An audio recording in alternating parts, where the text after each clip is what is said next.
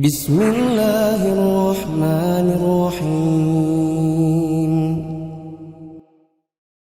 Ayo bawa harta ke surga. Dukung pembangunan sekolah Islam Mufid dengan donasi ke rekening atas nama Yayasan Muflih untuk Islam dan Dakwah. Bismillahirrahmanirrahim. Assalamualaikum warahmatullahi wabarakatuh. Alhamdulillahirabbil alamin.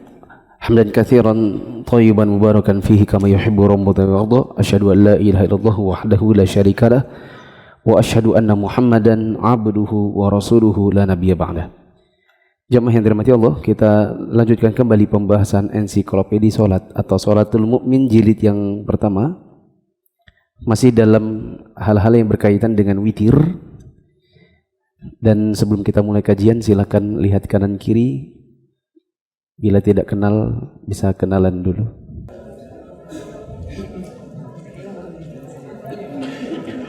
Sudah? Mari kita lanjutkan poin ke-14. Di buku bahasa Arab halaman 442, bahasa Indonesia halaman 438, kata penulis, Du'aul Qunuti fin Nawaziri fi Salatil Mafruḍah. Maaf, ini berarti tidak terlalu berkenaan dengan witir, melainkan ada kemiripan, yaitu masing-masing punya kunut yang disebut dengan kunut nazilah. Karena di witir juga ada kunut, mungkin itu sebabnya di nomor 14 ini disambungkan dengan kunut nazilah, supaya mungkin bisa dibedakan mana kunut witir, mana kunut nazilah. Silakan. Poin ke-14, doa kunut nazilah pada setiap sholat wajib. Telah ditegaskan dari Nabi SAW bahwasanya beliau pernah mengerjakan kunut nazilah 1 bulan penuh untuk mendoakan keburukan bagi suatu kaum. Ditegaskan pula bahwa beliau juga pernah membaca kunut untuk mendoakan suatu kaum mustad'afin atau yang tertindas dari para sahabat beliau ketika mereka ditawan oleh orang-orang yang melarang mereka untuk berhijrah. Setelah sebab tersebut hilang, beliau pun segera menghentikan kunut. Ya. Apa itu kunut nazilah? Yaitu kunut yang dikerjakan di sholat-sholat fardu manakala terjadi bencana atau terjadi sesuatu yang sebagaimana dipraktekkan Nabi SAW, ya, annahu qanat 'inda nazilati syahran yad'u 'ala qaum. Nabi pernah berdoa untuk kunut nazilah selama 1 bulan penuh, mendoakan keburukan suatu kaum yang telah membunuh sebagian qurra'nya Nabi, sebagian ahli qiraahnya Nabi. Maka Nabi doakan keburukan untuk Bani Fulan, untuk Bani Fulan. Dan Nabi juga pernah doa kunut liqaumin mustad'afin min ashabihi kanu ma'surin. Kanu ma'surina 'inda aqwamin yamna'unahum minal hijrah. Nabi pernah mendoakan juga di dalam kunut nazilah beliau, yaitu doa untuk kaum yang tertindas dari kalangan para sahabat beliau manakala mereka terhalang dari suatu kaum yang mencegah mereka untuk berangkat hijrah. Tahun 2012 atau 2013 saya pernah, ya, waktu masih tinggal di Saudi, pernah Raja Abdullah ketika itu, Raja Saudi, mengumandangkan atau menyerukan kunut nazilah 1 bulan penuh untuk rakyat Suriah ketika pertama kali pecah perang Suriah, yang di dalamnya didoakan bagi kaum muslimin di Suriah dan mendoakan kehancuran untuk Bashar Assad, rajanya Suriah. Nah, ini bisa juga dipraktekkan, dan saya kalau nggak salah kemarin baca ada seruan untuk kunut karena ada bencana gempa di Suriah, di sekitaran Turki.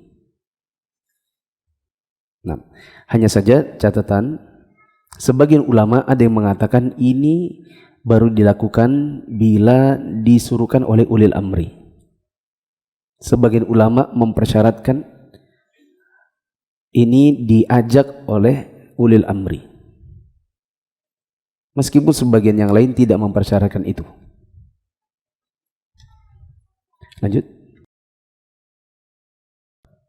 Rasulullah SAW sama sekali tidak pernah membiasakan kunut dalam semua sholat wajib, baik sholat subuh maupun sholat-sholat lainnya. Ya. Tadi disebutkan, falamma zala sababu tarokal kunut. Karena sebab yang membuat beliau akhirnya berkunut nazilah itu akhirnya hilang, maka kunut pun ditinggalkan oleh beliau.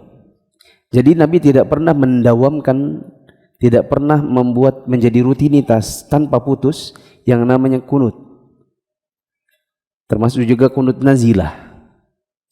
Adapun di zaman sekarang sebagian kaum muslimin mendawamkan setiap hari mengerjakan kunut, itu pun bukan di setiap 5 waktu, tetapi hanya di sholat subuh saja. Meskipun ini ada ikhtilaf di antara para ulama. Nanti kita baca di catatan kaki. Lanjut dulu. Demikian juga dengan Khulafaur Rasyidin. Mereka hanya mengerjakan kunut seperti yang pernah dikerjakan oleh Nabi SAW, dan mereka terus-menerus membaca kunut dalam sholat wajib selama masih ada penderitaan yang menimpa kaum muslimin. Tetapi jika penderitaan itu sudah sirna, mereka pun meninggalkan kunut. Yang disunahkan adalah membaca kunut pada saat terjadi kejadian yang menyengsarakan kaum muslimin dengan membaca doa-doa yang sesuai dengan keadaan, baik mendoakan kebaikan atau keburukan bagi suatu kaum, atau berdoa sesuai dengan peristiwa yang dialami. Ditegaskan pula dari Nabi SAW bahwa beliau pernah membaca kunut dalam sholat subuh, zuhur, asar, maghrib, dan isya. Tetapi kunut dalam sholat subuh dan maghrib lebih tegas.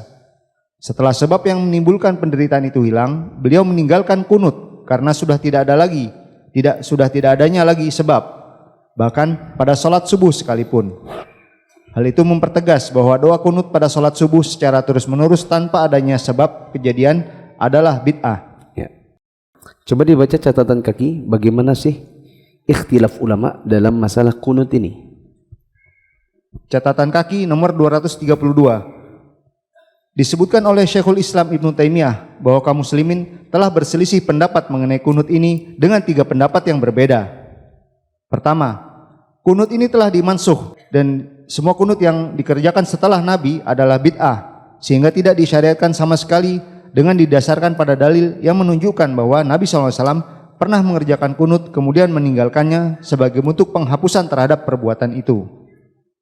Kedua, kunut itu disyariatkan secara terus-menerus, dan bahwasanya mengerjakan kunut secara terus-menerus adalah sunnah, tetapi hanya dalam sholat subuh saja. Ketiga, pendapat inilah yang benar, yaitu bahwa kunut itu disunahkan pada saat dibutuhkan saja, sebagaimana Rasulullah SAW dan Khulafaur Rasyidin pernah membaca kunut. Setelah itu mereka meninggalkannya pada saat penderitaan sudah tidak lagi menimpa kaum muslimin. Dengan demikian, kunut itu sunnah pada saat terjadi penderitaan yang menimpa, dan itulah pendapat yang menjadi pegangan para ahli hadis. Ya. Jadi kalau ditanya kunut itu hukumnya seperti apa? Jawabannya ada ikhtilaf ulama. Yang tidak ada ikhtilaf bahwa itu disyariatkan adalah witir. Kunut witir. Para ulama baru berselisih pendapat tentang kunut witir ini soal kapan saja dibacanya. Apakah sepanjang tahun setiap kali witir itu baca kunut? Ada yang mengatakan, oh tidak sepanjang tahun, tapi hanya di bulan Ramadan. Ada lagi yang mengatakan tidak di seluruh bulan Ramadan, hanya di tengah ke belakang. Tapi soal kunut witirnya nggak ada masalah. Sekarang ini masalahnya adalah kunut di sholat fardu. Kata Syekhul Islam Ibnu Taimiyah, kunut di sholat fardu ada 3 pendapat. Ada yang mengatakan setelah Nabi dulu meninggalkannya, maka sampai hari kiamat tidak boleh ada lagi kunut. Dikarenakan sudah mansuh, sudah dihapuskan hukumnya, Nabi sudah meninggalkannya. Sebagian lagi mengatakan tetap disyariatkan sampai hari kiamat, tapi hanya di sholat subuh. Dan ini yang masyhur di negeri kita. Sedangkan pendapat yang ketiga, dan pendapat ini yang wallahu a'lam lebih kuat, bahwa selama ada penderitaan atau kalau ada nawazil, ada nazilah, ada cobaan, ada penderitaan jatuh kepada kaum muslimin seperti peperangan bencana alam dan lain-lain, maka kunut nazilah disyariatkan. Tapi 5 waktu, bukan subuh doang. 5 waktu.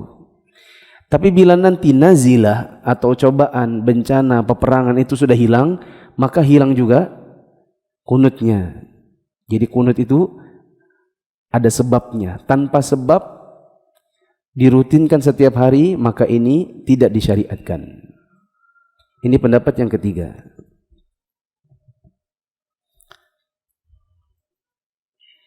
Boleh diberi catatan dekat situ? Di catatan kakinya. Sebagian ulama mempersyaratkan kunut nazilah harus diserukan pemerintah. Tadi saya sudah sebutkan masalah ini, tapi belum saya suruh catat. Sebagian ulama ada yang mengatakan kunut nazilah baru disyariatkan jika yang menyerukannya adalah pemerintah.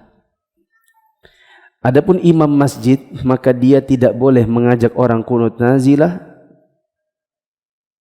secara individu, kemauan pribadi. Begitu juga ditentukan oleh DKM. Tapi ini menunggu pemerintah. Sebagian ulama tidak mempersyaratkan hal itu. Nanti akan terjadi perselisihan lagi. Pemerintah kalau di Indonesia siapa? Ada yang mengatakan tunggu edaran Kemenak. Ada yang mengatakan tunggu MUI. Dan ada yang mengatakan tidak usah nunggu siapa-siapa.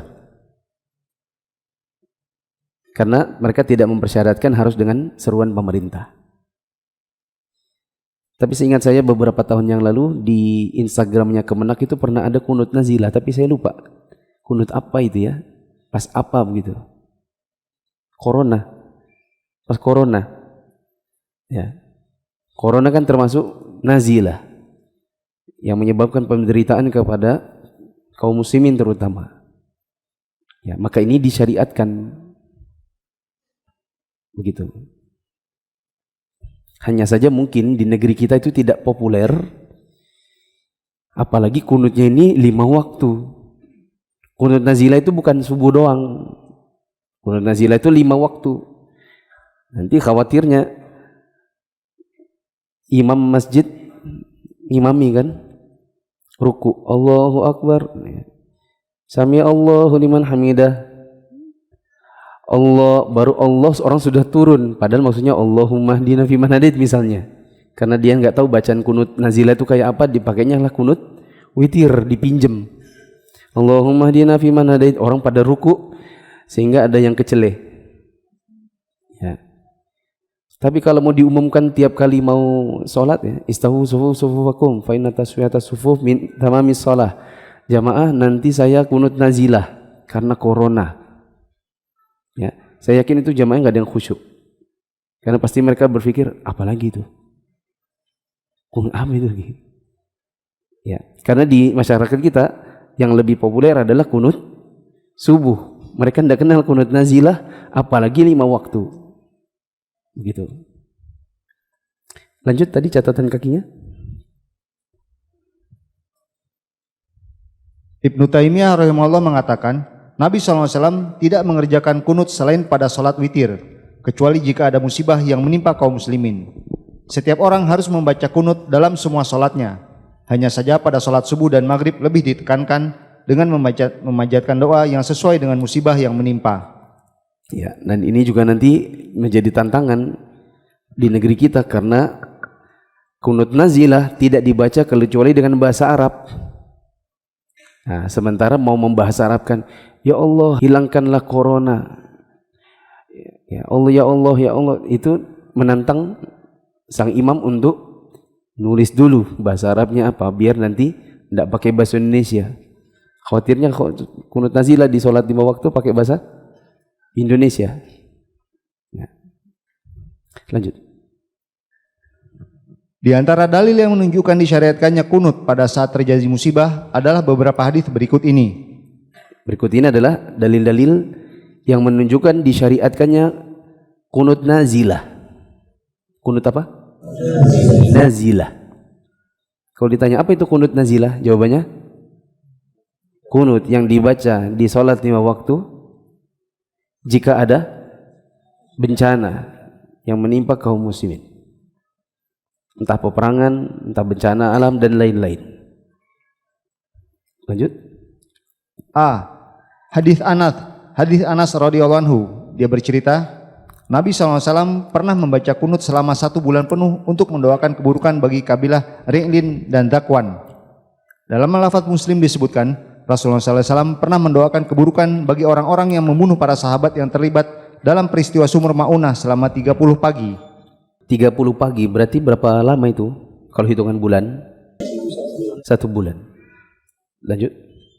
Dalam lafaz yang juga miliknya disebutkan, aku tidak pernah melihat Rasulullah SAW bersedih seperti kesedihan beliau karena 70 orang dari pasukannya yang terbunuh pada peristiwa Sumur Ma'unah. Mereka dikenal dengan sebutan Al-Qurra.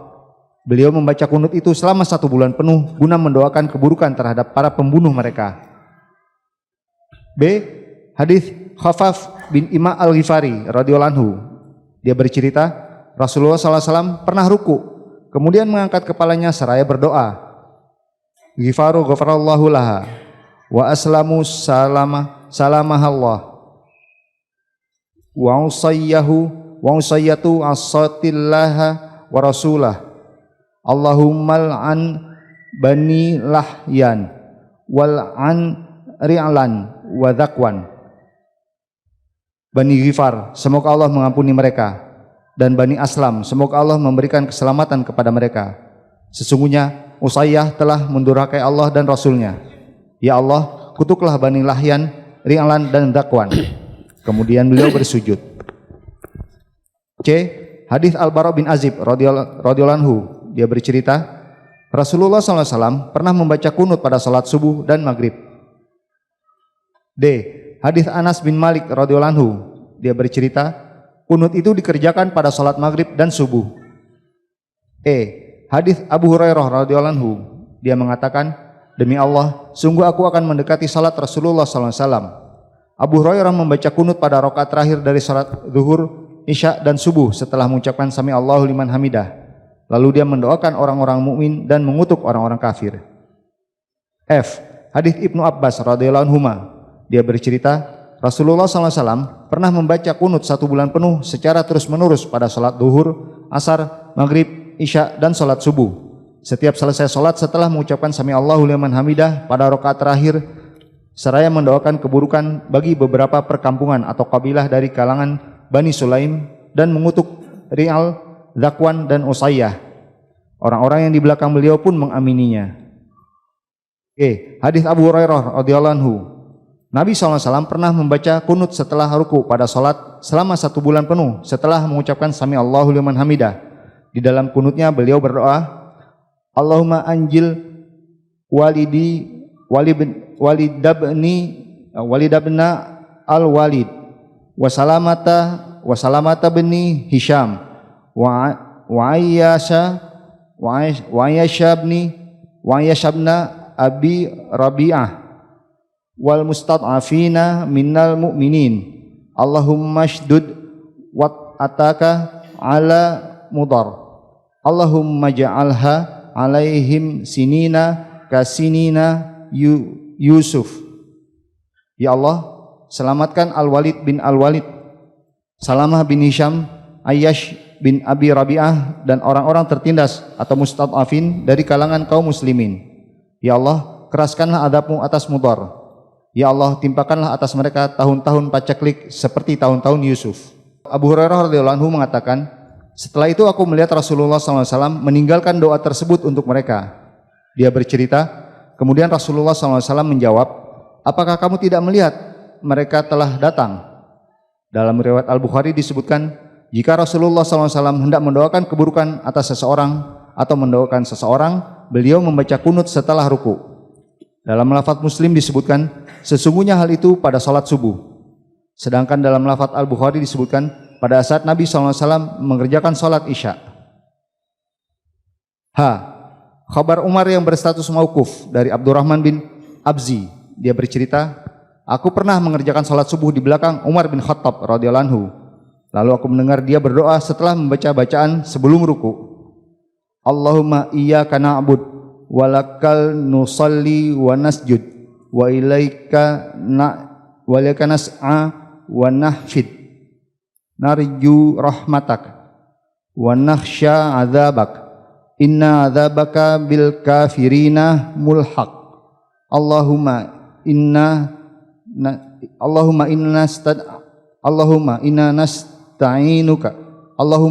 nasta'inuk wa nastaghfiruk wa nuthni alaikal khair wala nakfuruk wa nu'minu bik wa nakhda'u lak wa nakhla'u man yakfur. Ya Allah, hanya kepadamu kami menyembah, kepadamu kami mengerjakan salat dan bersujud, dan kepadamu pula kami bersegera dan bergegas. Kami memohon rahmatmu, kami benar-benar takut pada adabmu. Sungguh adabmu menimpa orang-orang kafir. Ya Allah, kami mengharapkan bantuanmu, dan kami memohon ampunanmu. Kami memuji kebaikan pada dirimu, dan kami tidak akan pernah kufur terhadapmu. Kami akan senantiasa beriman kepadamu, setelah tunduk patuh kepadamu, dan kami akan melepaskan diri dari orang yang kafir. Pada riwayat yang lain disebutkan, beliau pernah membaca kunut setelah ruku sambil mengangkat kedua tangannya dan menjaharkan doa. Poin I, hadis Sa'ad bin Tariq al-Ashja'i radhiyallahu anhu, dia bercerita, aku pernah katakan kepada ayahku, wahai ayahku, sesungguhnya engkau pernah mengerjakan salat di belakang Rasulullah SAW, Abu Bakar, Umar, Uthman, dan Ali bin Abi Thalib di sini, di Kufah, selama kira-kira 5 tahun. Apakah mereka itu membaca kunut pada salat subuh? Beliau menjawab, wahai anakku, yang demikian itu adalah muhdats atau suatu hal yang baru. Dengan demikian, kunut pada salat subuh itu tidak dikerjakan kecuali pada saat terjadi musibah. Dari seluruh hadis di atas tampak jelas bahwa membaca kunut pada saat terjadi musibah merupakan sesuatu yang sunnah. Kunut tersebut dibaca pada setiap salat 5 waktu, tetapi pada salat maghrib dan subuh lebih ditekankan. Yang lebih baik kunut itu dibaca setelah mengangkat kepala dari ruku. Yang lebih afdal lagi adalah mengangkat kedua tangan sambil mengeraskan suara dalam doa. Makmum yang di belakang imam disunnahkan supaya mengamini. Selain itu, kunut pada salat subuh selain kunut nazilah adalah bid'ah. Yang demikian itu didasarkan pada hadis Sa'ad bin Tariq radhiyallahu anhu yang di dalamnya disebutkan, wahai anakku, yang demikian itu adalah muhdats. Dengan demikian, sunnah Rasulullah SAW dan Khulafaur Rasyidin menunjukkan 2 hal, yaitu yang pertama, doa kunut pada saat terjadi musibah itu disyariatkan ketika ada sebab yang menuntutnya dan tidak disunnahkan untuk terus-menerus dikerjakan dalam sholat. Yang kedua, doa kunut nazilah itu tidak berurutan dan terbatas, tetapi setiap orang boleh berdoa setiap saat dan saat terjadi musibah sesuai dengan peristiwa atau musibah yang menimpa. Hal itu didasarkan pada apa yang pernah dikerjakan Nabi SAW dan para khalifahnya radhiyallahu anhum. Disebutkan tadi ada 9 riwayat yang menunjukkan bahwa Nabi SAW pernah melakukan kunut nazilah. Apa tadi kunut nazilah? Kunut yang dikerjakan setiap sholat 5 waktu karena adanya musibah. Contohnya apa musibahnya? Perang, bencana alam. Dalil yang berkenaan dengan hal ini disebutkan di buku ini ada 9 riwayat. Coba kita baca ulang sedikit-sedikit. Hadis Anas, Nabi baca kunut 1 bulan mendoakan keburukan untuk kabilah Ri'l dan Zakwan. Nabi doakan keburukan untuk orang-orang yang membunuh para sahabat dalam peristiwa sumur Ma'unah. Didoakan keburukan selama 1 bulan. Ada hadis Khaffaf. Rasulullah SAW pernah ruku. Setelah ruku bangkit i'tidal lalu berdoa. Di dalamnya beliau mengatakan Allahumma la'an Bani Lahyan wal'an Ri'lan wa Zakwan. Ya Allah, kutuk Bani Lahyan, Ri'lan, Zakwan. Dalam hadis Al-Barra, Nabi baca kunut di salat subuh dan maghrib. Dalam hadis Anas, ya, dalam hadis Anas juga sama. Dalam hadis Abu Hurairah, Nabi doakan untuk orang-orang mukmin yang tertindas dan Nabi kutuk orang-orang kafir. Dalam hadis Ibnu Abbas, Nabi pernah mendoakan keburukan untuk kabilah Bani Sulaim, Ri'al, Zakwan, Usayyah, dan orang-orang yang berdiri di belakang beliau sebagai makmum mengamininya. Hadis Abu Hurairah, Nabi SAW pernah kunut nazilah 1 bulan. Di dalamnya beliau doakan kebaikan untuk misalnya Al-Walid bin Walid, Salamah bin Hisham, Ayyash bin Abi Rabi'ah, dan orang-orang muslim yang tertindas. Lalu Nabi tambahkan agar Allah mengeraskan azab kepada Mudhar. Dia doakan keburukan supaya orang Mudhar itu ditimpa dengan paceklik. Dalam riwayat yang ke-8, ya, bahwa Umar pernah sholat subuh, lalu kemudian dia berdoa yang di dalamnya ada doa kebaikan buat kaum muslimin dan azab bagi orang-orang kafir. Berarti ini sepeninggal Nabi juga dipraktekkan oleh siapa? Oleh Umar. Dan ini menjadi dalil pendukung bahwa pendapat yang mengatakan bahwa kunut nazilah itu sudah terhapus itu tidak benar. Buktinya sepeninggal Nabi di antara Khulafaur Rasyidin siapa? Umar masih melakukannya. Berarti sebenarnya tidak terhapus. Tadi ada berapa pendapat tentang kunut nazilah? 3. Coba sebutkan. Sudah terhapus. Jadi nggak ada lagi kunut nazilah sampai hari kiamat. Yang kedua, masih ada tapi hanya sholat subuh. Yang ketiga, masih ada tapi 5 waktu. Jika ada musibahnya. Jika selesai musibahnya, maka di stop kunut nazilahnya. Pendapat yang pertama yang mengatakan sudah terhapus sampai hari kiamat bukan pendapat yang kuat, dikarenakan sepeninggal Nabi Umar masih mengerjakannya. Begitu juga ada riwayat yang ke-9, Sa'ad bin Tariq Al-Ashja'i, ya, bahwa dia pernah bertanya kepada ayahnya, wahai ayah, engkau pernah sholat di belakang Rasul, Abu Bakar, Umar, Uthman, Ali, ya, kira-kira 5 tahun kamu sholat, apakah mereka membaca kunut di sholat subuh secara rutin? Maka bapaknya mengatakan itu adalah muhdats alias bid'ah. Artinya merutinkan di sholat subuh untuk baca kunut itu bid'ah, berdasarkan riwayat Sa'ad bin Tariq Al-Ashja'i. Lalu kemudian di paragraf-paragraf terakhir diberikan kesimpulan-kesimpulan, ya, bisa diberi tanda, ya, ditanda dikasih stabilo gitu atau dikasih angka, bahwa pertama, kunut nazilah itu terus berlaku selama adanya musibah dan itu diberlakukan 5 waktu. Kemudian kapan yang lebih utama? Jawabannya yang lebih utama adalah setelah ruku. Tapi sebelum ruku juga tidak apa-apa. Tapi kalau ditanya mana yang lebih utama, jawabannya setelah ruku. Kemudian yang di belakang, yang jadi makmum, angkat tangan dan bilang amin. Karena orang-orang yang ada di belakang Nabi, mereka semua mengaminkan doanya Nabi. Kesimpulan yang lain adalah, selain dari kunut nazilah yang 5 waktu ini, manakala dirutinkan tanpa sebab, maka ini pendapat yang lebih kuat adalah ini pendapat yang muhdats atau pendapat baru, sebagaimana di dalam riwayat Sa'ad bin Tariq. Wallahu a'lam bishawab. Oh ya, yang terakhir, bahwa setelah musibah yang menimpa itu selesai, maka kunut dihentikan. Saya tadi nunggu, tapi ternyata tidak ada. Mana sih yang mengatakan kunut itu mansukh? Saya tunggu dibaca, ternyata memang tidak ada sampai akhir, kecuali sebatas diisyaratkan di catatan kaki halaman 439, catatan kaki nomor 232. Apa dalil ulama yang mengatakan bahwa kunut nazilah itu sudah mansukh?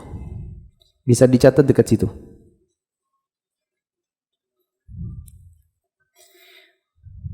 Pendapat pertama tadi. Ketemu? Pendapat pertama mengatakan annal qunuta mansukhun wa kullahu bid'atun. Bahwa kunut sudah dihapuskan sampai hari kiamat, tidak ada lagi kunut. Bila ada yang mengerjakannya selain kunut witir, maka itu bid'ah. Menurut pendapat ini, kunut itu sudah mansukh, sudah dihapus. Di antara dalil penghapusnya, ini saya dapatkan di tafsir Ibnu Katsir, yaitu di surat Ali Imran, catat ya, surat Ali Imran ayat 128. Ali Imran 128. Teman-teman bisa cari di buku-buku tafsir, tafsir Ibnu Katsir, atau kalau yang saya pakai ini aplikasi ayat. Ini saya pencet ayatnya, nanti keluar pilihan tafsir. Kemudian saya pilih yang Ibnu Katsir. Lalu saya lihat apa katanya di sini. Ada beberapa riwayat dibawakan. Kata beliau, wa qala al-Bukhari, dan al-Imam al-Bukhari mengatakan, haddatsana Hibban ibn Musa akhbarana akhbarana Ma'mar an Az-Zuhri haddatsani Salim an abihi annahu sami'a Rasulullah sallallahu alaihi wasallam yaqul idza rafa'a ra'sahu min ar-ruku'i fi ar-rak'ati ats-tsaniyah min al-fajr Allahumma al'an fulanan wa fulanan ba'dama yaqul sami'a Allahu liman hamidah rabbana walakal hamdu fa anzalallahu ta'ala laisa laka minal amri syai'un aw yatuba 'alaihim aw yu'adzibahum fa innahum zalimun. Perhatikan ini, nggak ada di buku dan tidak usah dicatat, nanti panjang. Cara mencari yang apa yang saya baca ini, buka Ibnu Katsir atau buka aplikasi tafsir atau buka buku tafsir, cari Ali Imran ayat berapa tadi? 128. Baca tafsirnya, terutama di Ibnu Katsir, nanti akan dibawakan riwayat berikut ini. Al-Imam Al-Bukhari berkata, telah mengabarkan kepadaku Hibban bin Musa, telah memberitahukan kepada kami Abdullah, telah memberitahukan kepada kami Ma'mar dari Az-Zuhri. Haddatsani Salim mengatakan kepadaku dari bapaknya bahwasanya dia mendengar Rasulullah sallallahu alaihi wasallam beliau berdoa setelah mengangkat kepalanya dari ruku di rakaat kedua. Setelah ruku di rakaat kedua di dalam salah satu salat subuhnya, Rasulullah sallallahu alaihi wasallam berdoa, ya Allah laknatlah fulan, laknatlah fulan. Tadi diberikan contoh Ri'al, diberikan contoh Ri'al, Zakwan, Usayyah dan lain-lain. Ya Allah laknatlah si anu, laknatlah si anu, laknatlah si anu. Nabi mengatakan demikian setelah beliau mengucapkan sami Allahu liman hamidah rabbana wa lakal hamdu. Kemudian Allah menurunkan ayat surat apa tadi? Ali Imran ayat 128. Allah mengatakan laisa laka minal amri syai'un aw yatuba 'alaihim aw yu'adzibahum fa innahum zalimun. Tidak ada urusanmu wahai Muhammad. Ini terjemahnya. Hei Muhammad, kamu sudah berdoa, ya Allah laknat si anu, ya Allah laknat si anu, ya Allah laknat si anu. Maka Allah bilang, Muhammad, stop. Tidak ada urusanmu sedikit pun.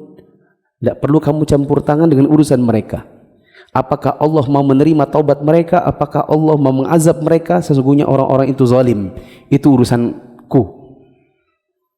Begitu.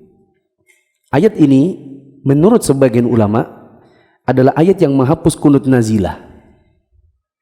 Menurut sebagian ulama, ayat ini menghapus kunut nazilah karena ketika Nabi SAW berkata, ya Allah laknatlah si anu, si anu, si anu, ya Allah kutuk si anu, si anu, si anu, Allah mengatakan tidak ada campur tanganmu Muhammad. Artinya ayat ini menghentikan Nabi dari kunut nazilahnya. Itu pendapat yang pertama. Itulah dalil kenapa ada yang mengatakan kunut nazilah itu sudah mansukh karena Allah larang. Pendapat yang benar itu bukan larangannya ini. Buktinya, saya pengen tahu, dapat hadiah coklat batu. Buktinya apa? Buktinya sepeninggal Nabi SAW, Umar masih melaksanakannya. Coklat batu ini harus dihitung satu-satu ya nanti setelah Isya. Nah, coklat kerikil batu yang kecil-kecil itu. Oke. Sampai sini kita ringkaskan. Ada namanya kunut nazilah. Coba sebut. Jangan sampai salah sebut nanti ya. Apa namanya? Nazilah. Apa itu kunut nazilah?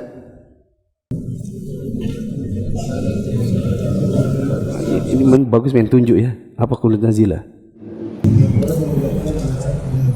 Kunut yang dikerjakan pada saat musibah. Sudah? Kapan dikerjakannya? Setiap sholat wajib. Oke, setiap sholat wajib 5 waktu. Dan yang lebih ditekankan adalah dan maghrib. Gak usah tunduk-tunduk. Lihat sini aja. Garna. Yang tadi kan? Belum selesai. Apa yang dilakukan oleh makmum kalau imamnya kunut nazilah? Kok yang jawab banyak? Yang ditanya Garna. Ikut mengangkat tangan. Angkat tangan dan mengaminkan. Ada berapa pendapat tentang kunut nazilah ini? Pak Amin, sebutkan tiga-tiganya. Gak usah baca.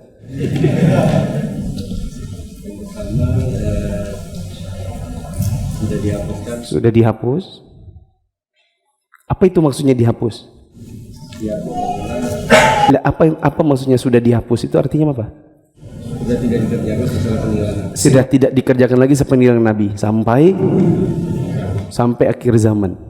Terus pendapat kedua?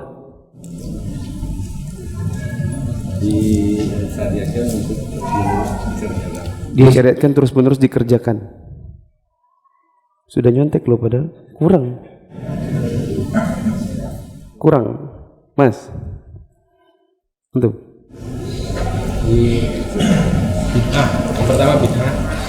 pertama bid'ah. Masa tadi ada bid'ah kah? Langsung begitu kah? Langsung bid'ah gitu? Karena mansukh akhirnya menjadi hukumnya menjadi bid'ah. Oh, karena mansukh sehingga kalau mengerjakannya berarti bid'ah. Terus pendapat kedua? Pendapat yang kedua dikerjakan pada setiap subuh. Pendapat yang kedua tetap dikerjakan setiap sholat subuh. Terus? Pendapat yang ketiga dikerjakan hanya jika terjadi bencana, dikerjakan pada setiap sholat. Pendapat yang ketiga adalah dikerjakan setiap ada bencana, dikerjakannya pada setiap sholat wajib. Pada sholat wajib harus melalui perintah ulil amri. Dan harus melalui perintah ulil amri. Salah. Itu nanti masalah yang lain lagi. Enggak masuk di situ tadi ya. Pendapat yang ketiga adalah bahwa kunut nazilah tetap dikerjakan sampai akhir zaman bila ada bencana. Tetapi bila bencananya sudah selesai, maka tidak ada lagi kunut nazilah. Apakah harus disyaratkan ulil amri? Lutfi. Apakah harus disuruh oleh ulil amri dulu baru kunut nazilah atau bagaimana? Siapa yang boleh mengatakan ayo kunut nazilah? Begitu saja? Kurang. Ada ikhtilaf ulama. Itu baru betul. Ada ikhtilaf ulama. Sebagian ulama mengatakan harus dengan seruan ulil amri baru ada kunut nazilah. Terus sebagian lagi mengatakan tidak perlu menunggu seruan ulil amri. Begitu. Di dalam sholat kunut nazilah ini dikerjakannya kapan? Mas Defri, di dalam sholat Kunut nazilah ini dikerjakannya kapan? Di posisi apa?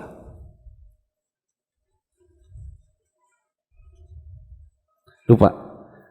Dek. Septian. Setelah bangkit.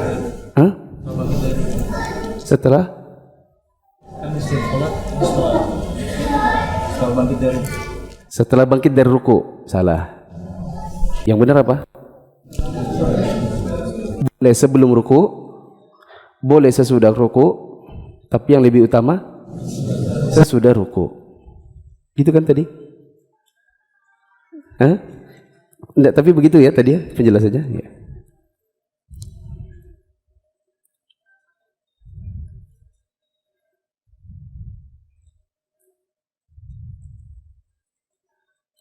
Dah.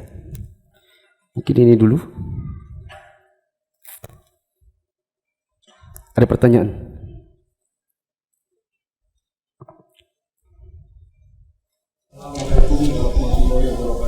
Waalaikumsalam warahmatullahi wabarakatuh. Mengenai kunut nazilah, kalau dikerjakan oleh suatu golongan mengerjakan kunut nazilah selama 1 bulan, karena golongan tersebut merasa didolimin pada orang-orang tertentu, itu apakah juga perselisihan antar ulama dan hukumnya seperti apa itu? Bila ada sebuah golongan, dia merasa dia dizolimi oleh golongan lain, lalu dia mengerjakan kunut nazilah, itu hukumnya seperti apa? Bukan golongan lain, orang tertentu. Intinya gini, apa hukumnya? Kunut nazilah dilakukan oleh segolongan orang dan mereka mengerjakannya. Lah begitu. Jawabannya ini kembali kepada permasalahan apakah kunut nazilah itu harus dengan seruan ulil amri atau tidak. Bila kita mengikuti pendapat ulama yang mengatakan harus dengan edaran kemenak, misalnya kalau di Indonesia, maka itu kunut nazilah bid'ah. Tapi bila kita mengatakan, oh saya lebih memilih pendapat ulama yang mengatakan tidak disyaratkan untuk menunggu edaran ulil amri, maka ya berarti silakan saja. Itu nanti juga ada hubungannya dengan pendapat di Indonesia ini ulil amrinya siapa? MUI, apa Kemenak, atau Jokowi? Balik lagi, atau pemimpin organisasi atau pemimpin jamaah yang orang di situ berbaiat. Kalau dibilang, oh saya tidak mengakui Jokowi itu sebagai ulil amri, yang saya akui adalah pimpinan jamaah saya, yang saya baiat itu baru pemimpin. Nah itu balik lagi nanti akan jadi perdebatan baru lagi. Nanti ada kembali lagi kepada permasalahan yang lain. Saya hanya mengakui itu ulil amri kalau dia berhukum dengan hukum syariat Islam. Di Indonesia ini kan demokrasi, hukum Belanda. Balik lagi ke situ. Saya pribadi, jika saya susah juga ya kalau saya ditanya ya. Saya bisa jawab yang nomor 3 dan nomor 2. Saya pribadi lebih condong, saya dengan apa yang saya yakini, ulil amrinya Jokowi. Corongnya untuk urusan agama Kemenak, lepas dari siapapun dan bagaimanapun pemikiran menteri agamanya. Bila ada seruan kunut misalnya nazilah karena misalnya tsunami waktu tahun 2004, maka disyariatkan bagi imam masjid, lepas dari imam masjidnya itu mampu atau tidak mengajak orang untuk kunut nazilah. Apakah dipersyaratkan harus berhukum dengan syariat Islam baru ditaati? Tidak. Tidak mesti harus berhukum dengan syariat Islam baru kemudian ditaati. Selama ulil amri ini menegakkan sholat, zahirnya muslim, maka dia ditaati di dalam hal-hal yang ma'ruf. Meskipun pada sebagian hal dia punya kekurangan dan dia didoakan karena kekurangannya. Nah, yang saya tidak bisa jawab adalah haruskah nazilah itu dengan seruan ulil amri atau tidak? Jawabannya ini ikhtilaf. Wallahu a'lam.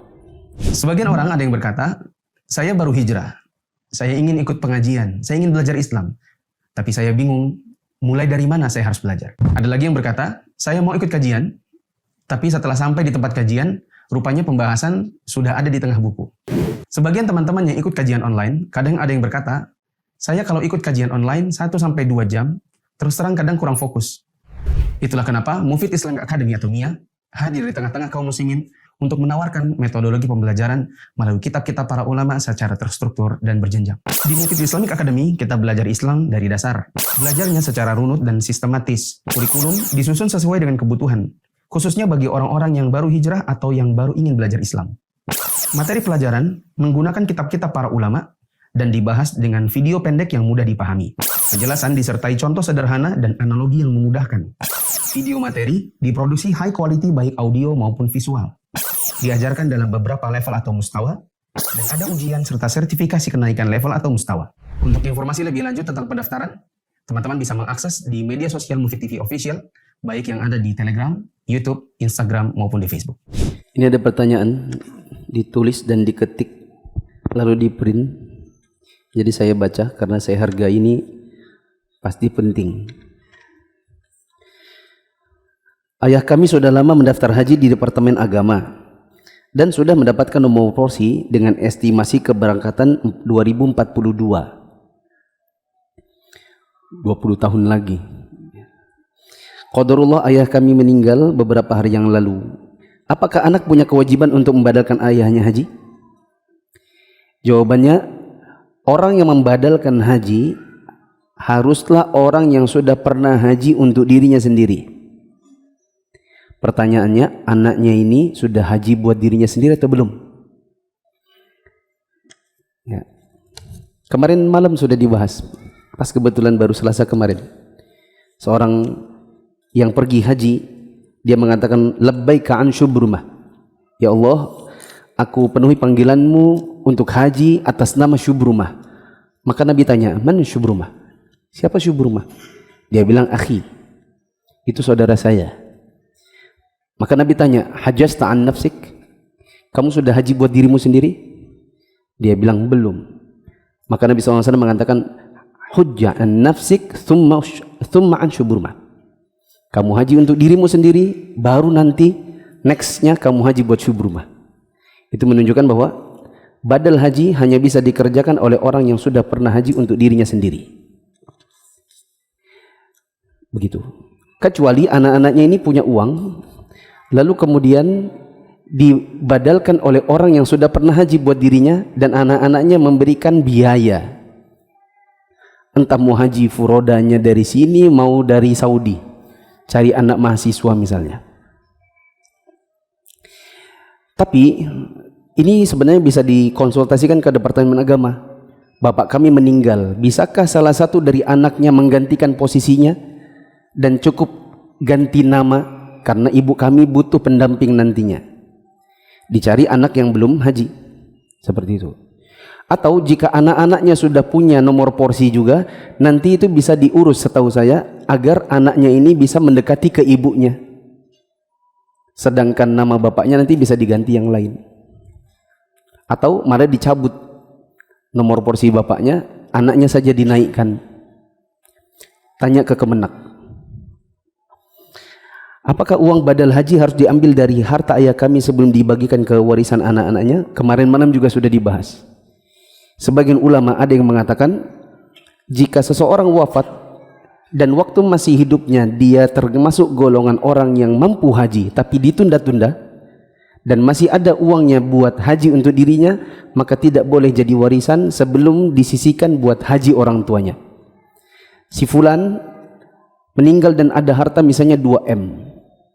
Tahun ini kurang lebih nanti insya Allah di bulan Juli sekitaran atau Juni akan ada masa haji.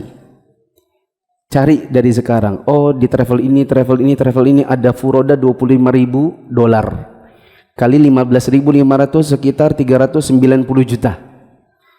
Hartanya 2M. Sisihkan dulu 390 juta. Cari orang yang sudah pernah haji, yang amanah, yang ngerti hukum. Tolong hajikan bapak kami. Ini uangnya. Kami bayarkan, kamu yang berangkat. Karena kami semua belum pernah ada yang haji buat diri kami sendiri. Kalau mau lebih murah berarti cari di Saudi. Bila ada.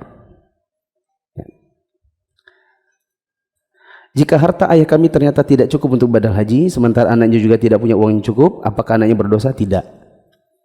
Badal haji bukan kewajiban jika memang tidak ditinggalkan harta oleh orang tuanya. Terakhir, ada yang pinjam uang sama saya 10 juta, dia minta bayar 13 pekan. 1 pekan bayar 1 juta, jadi totalnya nanti 13 pekan 13 juta. Apakah 3 jutanya riba? Karena ini dari awal sudah diketahui, buktinya penulis nanya nih. Berarti kan dia sudah tahu dari awal, maka 3 jutanya riba. Kalau dia tidak tahu, tiba-tiba dilebihkan begitu, maka ini tidak riba. Misalnya dia hutang 10 juta, dia bilang saya kembalikan 13 pekan lagi.